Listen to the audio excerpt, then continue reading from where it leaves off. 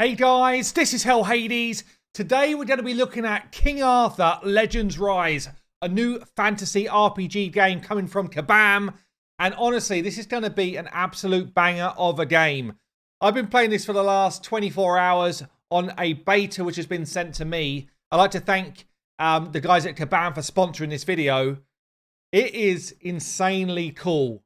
Yeah, the visuals on this game blow away any competition we've seen so far. It's pretty nuts. So Kabam, they're behind a couple of other big hitters in this space. Marvel Contest of Champions, Disney's Mirrorverse. This is going to be their biggest title yet. King Arthur Legends Rise, a new fantasy RPG. And I guess, damn, just start to take a look at some of the visuals. There's a lot of cutscene, real kind of storytelling and lore alongside this in the world of King Arthur as he kind of grows to find his place on the throne. You will see some insane boss battles. You will see some really cool heroes to collect, champions to collect, some of the knights of old, some of the wizards, some of the rogues of their time. And honestly, this game has been blowing me away. So yes, it is a hero collector. You will be able to pick up yourself some legends of old.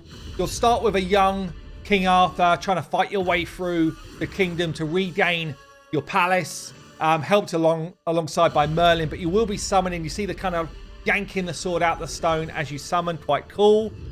So far, I've already picked up kind of commons and rares, but there's legendaries in there. I've had some legendary fragments, but not quite picked up the big boy legendary myself. But there is a whole ton of collectible heroes in this game. So you get to collect mythical artifacts to try and beat up some of these bosses, some of these evil dudes. I have to show you some of the boss encounters here because they're so good. You're about to see gameplay here of Gorgas. I was only fighting like level 4 when I was taking myself through this quest. And I actually fail on this, but I just have to show you some of the animation. I turn this one down to ×1 speed. It does go up to ×3.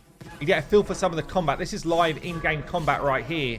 Basically what you've got is your wizards, your rogues, your tanks, your warriors. Yeah, each of them have got their own skill sets like we're expecting to see in this style of game.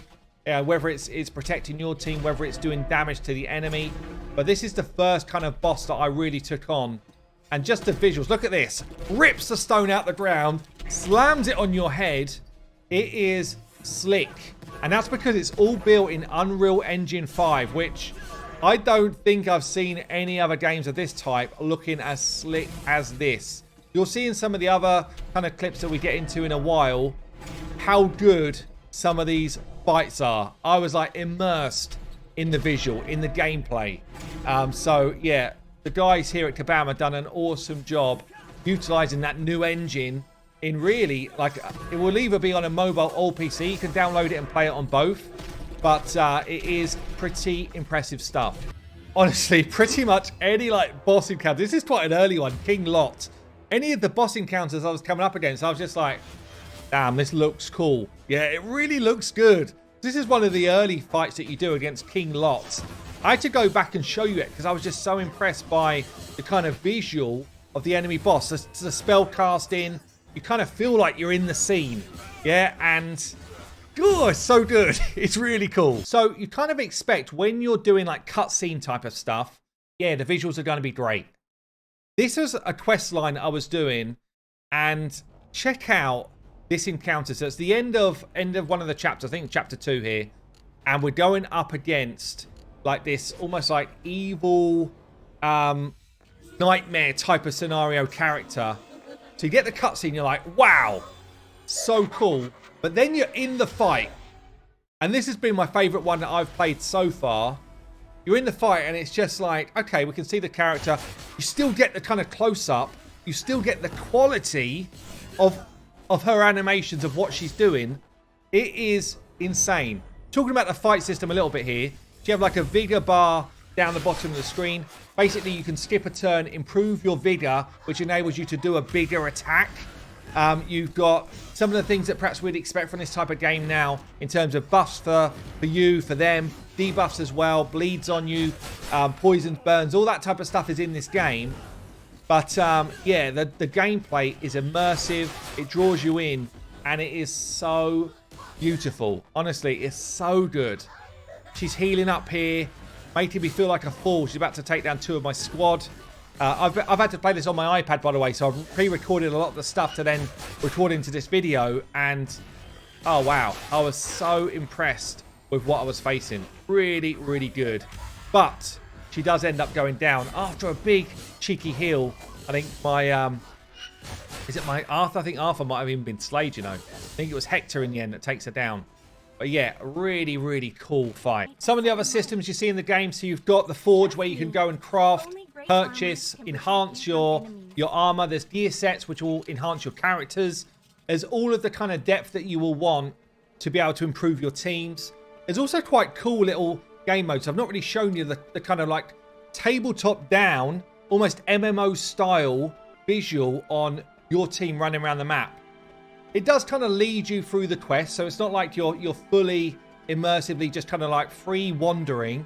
But there's little game modes like this where you're trying to make sure you avoid the guards so you get to the right spot. Just kind of like cool little touches, really. So each of the characters you can level up, star them up, equip them with different gear sets to improve their damage or their defense or what have you. Quite an intuitive system here to help you auto-select when you're kind of earlier game like I was when I was playing this first. There's also relics and stuff like that to improve as well. This is part of the game where actually I was using Excalibur to go in and unlock a puzzle, and then I get myself an extra blade. And actually what I realized that this is the first time I kind of unlocked it in the game, but different blades almost have a different affinity to them to help you fight different types of enemies. So coming out the other end of this, which by the way, how cool does this look? The visuals are so damn good, right? You've got to be with me on that. The visuals are so damn good. But yeah, I was able to come out with a new sword, which actually helped me on the next kind of level of campaign with one of the boss fights. And I guess this really is where the strategy comes in. You're strategically picking the right gear sets, the right group of your heroes, the right kind of weaponry, mythical weapons to fight the current foe or fight in the kind of combat that you're going to be taking on. I think that they've done a good job with this system, and it's going to add like real depth to the game. So this game, it will be available through Steam on PC. It's also going to be available through Android and iOS. I'm going to be putting a link down below that you can follow, which will give you all of the game news updated as it drops so that you can stay best informed to get involved at the right time. So thank you, King Arthur Legends Rise, for the sponsor. If you want to get involved in an open beta before it goes live on the 27th of March, it will be live on Google Play on Android devices in certain regions. I've been Hell Hades. I'll see you later.